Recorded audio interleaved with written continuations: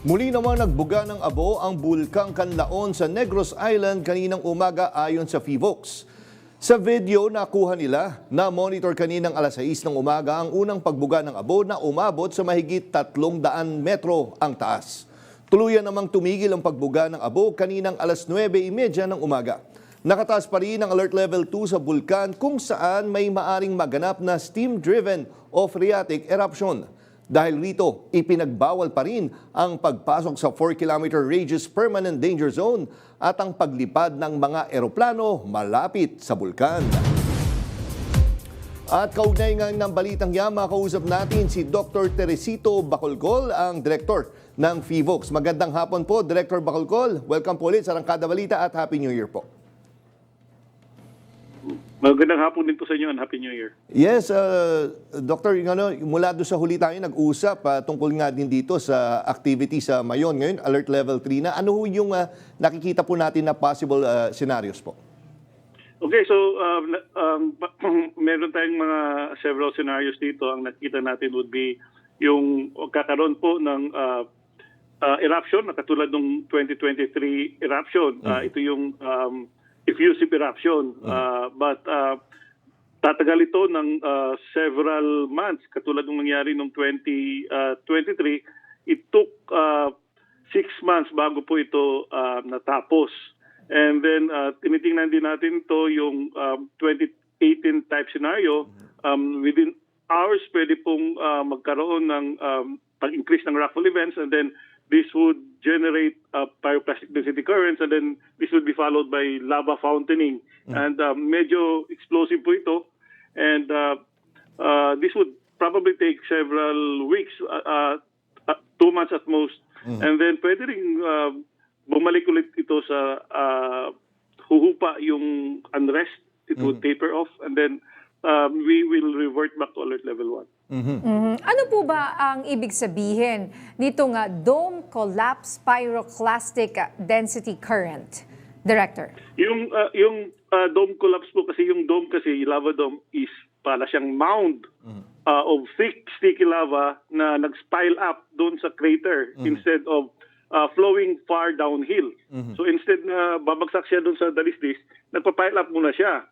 And then ito yung isa sa mga indicators natin that there is an eruption kasi the dome is growing. And then eventually, magkukollapse siya. So, hindi masusustain yung growth, magkukollapse yung na-pile up. Ito na yung pyroclastic density current natin. And ano yung possibility ng ashfall tsaka yung lahar? Nandito rin ho ba to? Well, yung lahar, it's always there kahit wala naman tayong activity ngayon kasi may mga old materials pa tayo na nasa dalisdis ng bulkan. And lalo na ngayon may shear line, pwedeng ma-remobilize yung mga deposits natin as lahars. And so far wala pa naman tayong ash emission activity. So ang nangyari ngayon is an effusive eruption, meaning slow release of magma doon sa edifice ng bulkan. Okay. So, yun. Well, ang isa ko pang concern kasi kung alert level 3, ibig bang sabihin po nito ay malapit nang pumutok yung bulkan? Actually, this is already an eruption. Technically kasi may yung the fact na meron tayong lava dome growth, it's already an indicator of an eruption. So again, ito yung sinasabi natin na effusive eruption. Pero effusive, anong ibig sabihin nun? This is the slow release of, parang quiet eruption, slow release of magma doon sa edifice ng bulkan. In contrast, meron tayong explosive eruption. Ito yung nakita natin na parang fireworks, may lava fountain. Yung umiilaw, yung pinakabunganga, tama po ba? Oo, ito kasi parang clouds lang na mist, parang ganun itong kanina, yung nakita natin kanina, yun yung pyroclastic density current. Ito na yung nag-collapse na galing sa lava dome. Okay. And then, Doctor, kasi di ba yung isa natin na madalas yung phreatomagmatic na ginagawa naman lagi ng Taal. Ano pinagkaiba nito? Kasi kumbaga kung pagbabasihan natin yung Taal, lagi naman nagkakaroon, nakala mo nag-erupt talaga ng malakas Pero eventually, the following day or susunod nga, biglang after ilang hours, kakalma siya. Ano yung chance netong Mayon na ganun din? Or wala na ho sa usapan yung gano'n? Kumbaga talagang malaki yung chance na puputok po siya talaga? Well, there is always this possibility na pwede magkaroon ng phreatomagmatic eruption kasi ang ingredient lang naman dito would be magma and water for a phreatomagmatic eruption. So you have magma and then kapag malakas na pagulan or if it comes into contact with the groundwater, pwede magkaroon ng phreatomagmatic eruption. So it's posible po yun. Okay. What about yung nangyari ngayon sa Canlaon na meron din tayong nakitang pagbuga? Ano naman po ang ibig sabihin nito? Yung sa Canlaon naman, meron tayong ash emission activity. Okay. Ito ay, this is a recurring activity sa Canlaon volcano. And this, ang reason po nito is that we have umiinit yung volcanic system natin and naglabas ito ng gas and ash mula sa bunganga.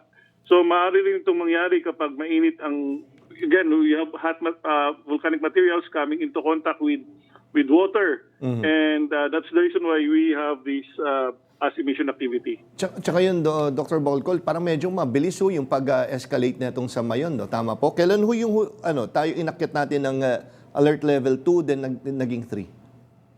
Yung Mayon volcano, almost the same din naman nung 2023, June 3 to June 4, inakyat that from, nagkaroon tayo ng more than 49 rockfall events and then inakyat natin to alert level 1, to alert level 2. And then 4 days after, inakyat ulit natin to alert level 3 kasi dumami yung rockfall events natin, nagkaroon tayo ng pyroclastic density current.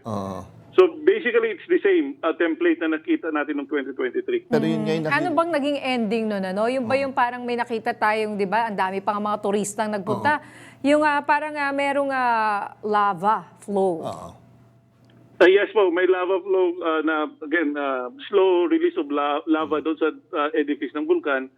And again, yung downside lang nito, kapag ganitong effusive eruption, ay matagal.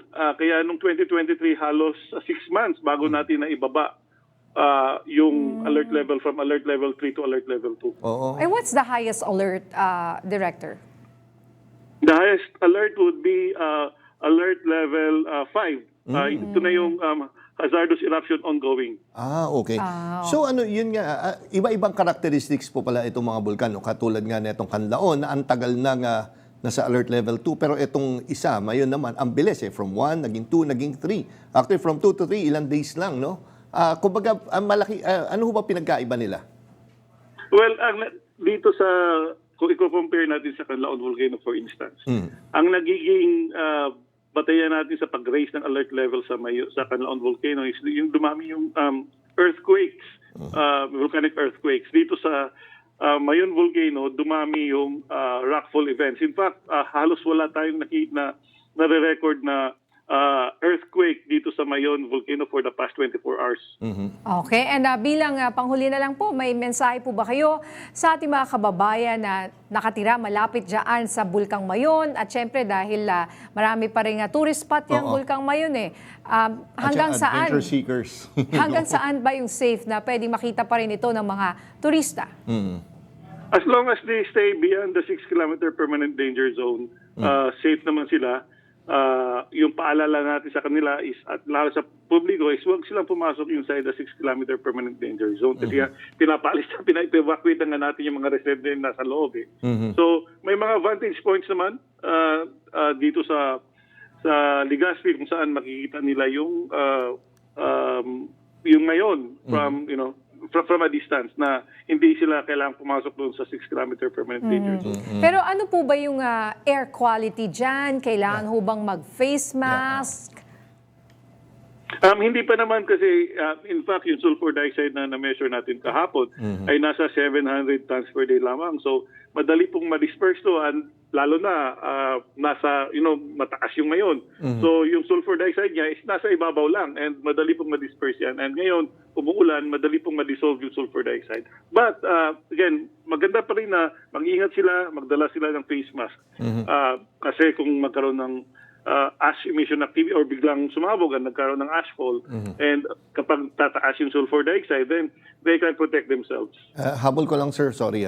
Yung bago siya iakyat sa alert level 4, ano yung mga tinitingnan natin na mangyayari bago siya iakyat pa ng isa pang notch sa alert level po? Okay, so bago natin ito iakyat so alert level 4, tinitingnan natin yung yung pagdami ng pyroclastic density current, pagdami ng earthquakes, pagdami din ng mga rockfall events, yung sustained increase, tawag natin sustained increase in mass flux, again, evidenced by longer lava flows, frequent pyroclastic density currents, and lava fountaining. Isa yan sa mga tinitingnan natin. Kapag may sustained increase or decrease in sulfur dioxide, and then kapag sustained increase in earthquakes natin, yan, we will raise the alert level to alert level 4.